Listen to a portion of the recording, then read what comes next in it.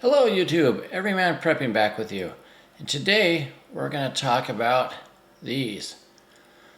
Most of you might think this is a tomato, but you're wrong. This vine ripened, beautiful fruit is actually money.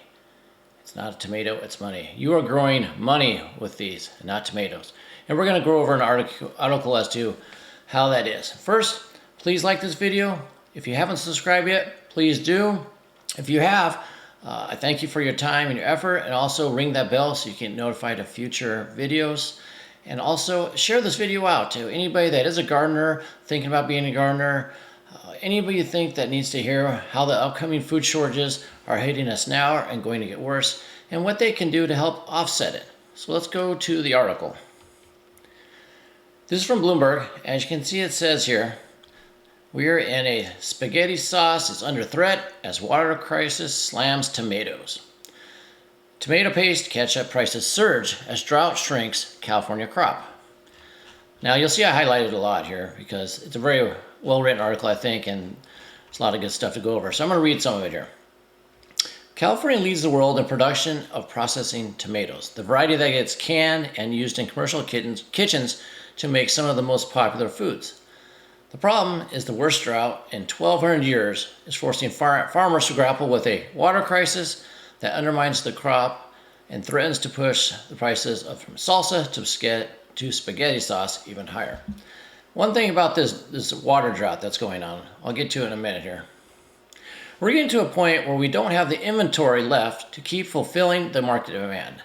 This is from Mike Montana from the Tomato Growers Association in California. Going on further, lack of water is shrinking production in regions responsible for a quarter of the world's output. So get that, California makes a quarter of the output for the world's tomatoes. That's pretty amazing, along with their gigantic drought. So this is having an impact on prices of tomato-based products. Forecasts are calling for continued hotter and drier conditions in the area where they grow these in California, which is leading to problems in production and the amount of tomatoes coming off the farms. It goes a quote here from Montana. It's really tough to grow a tomato crop right now. On one side, you have the drought impacting costs because you don't have enough water to grow all your acres. So they have a lot of acres to plant, but they can't water them all, so they have to plant less. And then it goes on. And then you have the farm inflation side with its fuel and fertilizer costs shooting up. So here you have the fuel costs and once again the fertilizer problems. Not enough fertilizer, production's down. Not enough water, can't plant as many acres, production's down again. Going down, it says Fresno County is where it says here they grow a lot of the tomatoes in California. It costs Fresno County-based grower and processor around $4,800 for an acre of harvested tomatoes. That's today's cost. 10 years ago, they said it was $2,800. Now, he said also going on that most of this increase happened in the last 2 years, which is believable. It's almost a twofold, not quite, but almost a doubling. And then they said yields are way off this year. The drought and you couple the drought with the high temperatures, and you get a lot of small tomatoes, not the big juicy ones. You get a lot of tomatoes, but they're smaller. And it says, yet this year, they negotiated a great price. They got $105 a ton for the tomatoes. It's an all-time high. But it goes on to say here, it may not be enough to cover the industry's challenges. So even though it's an all-time high, with the cost of fuel, fertilizer, and water, it may not help. It says here, the water woes have led to crop shifting as growers try to gauge the commodity that will bring in the biggest return. So there's a fifth-generation farmer that used to do 90% rice, and he slashed that, and he's trying to grow tomatoes. But then he's finding out now the tomatoes don't grow as well. So it's a big gamble. They have to gamble. What crop do they grow based on the water and fertilizer and what they can get out of it? Sometimes they win, sometimes they lose. And I think this year they're mostly losing, unfortunately. Then at the bottom, increasing heat and water constraints make it especially tough for California, and then throws in there, and Italy to maintain current production levels.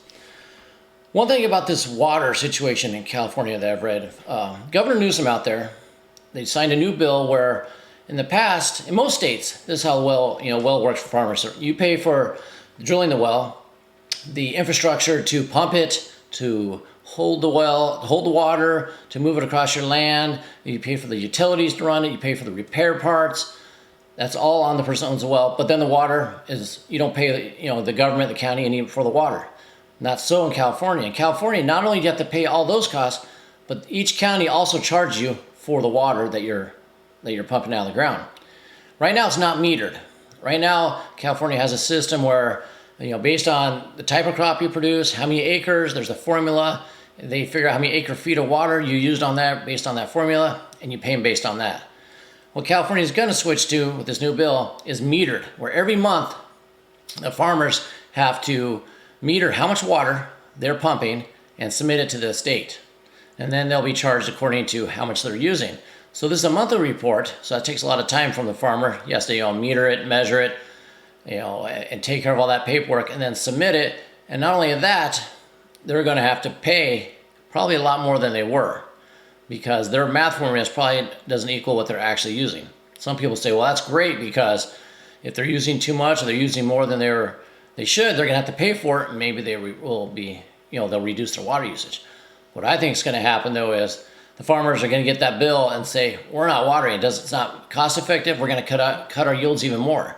We're going to take more acres out of planting, and we'll just, we'll take the crop insurance on it instead and just make our money that way. There'll be more of a food shortage. So it's going to play out still, but I don't think it's going to work out good for the farmers. And here we go with the shrinking crops.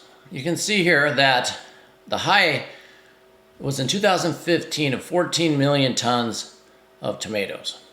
And last year we were down here at 11. So it's already shrinking, and this year is going to be smaller. So, the drought's been going on out there for 2-3 years, and you can see the tomato production is sliding, and I'm sure 2022 is going to even be worse than 11 million tons. And it says here there are simply not enough acres of processing tomatoes being planted this year to ensure that everybody gets their full supply.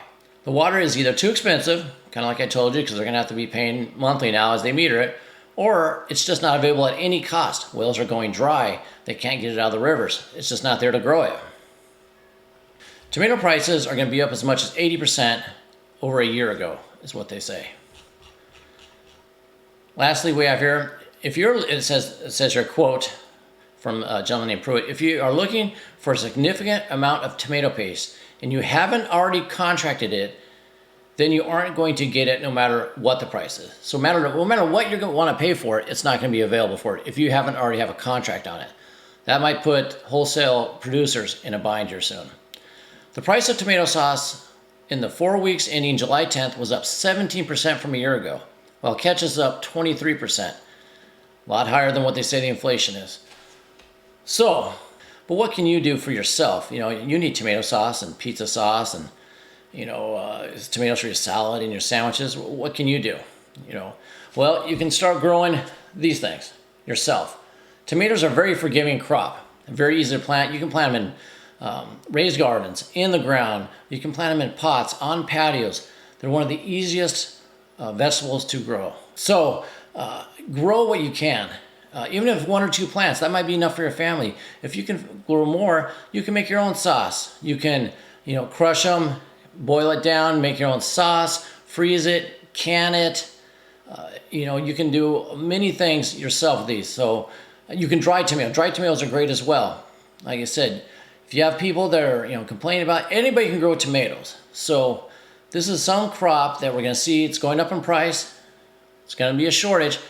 But almost everybody can grow their own on this one, and thus grow your own money. You don't have to spend it. You're going to grow money by not spending it at these high prices.